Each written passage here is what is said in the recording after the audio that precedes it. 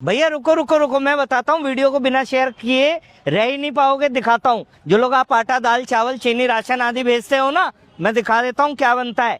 आटा भेजा, पूड़ी बन गई।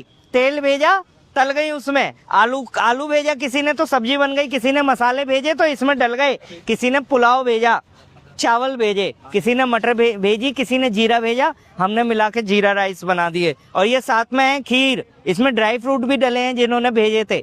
दूध भी डला है, चावल भी डले हैं। यह आप लोगों की वजह से हो रहा है। साथ में बट रहा है रूह अफ़ज़ा ठंडा ठंडा। और देखो साथ में है छोले। वो डिब्बा उठाना भैया, है ना। और देखो कितनी सारी बालूशाही बटी है। अभी तो इतने ही बचे। पीछे देखो ये डिब्बे पड़े हुए हैं। तो ये दीदी लाई है केले और कोई लाया है आम।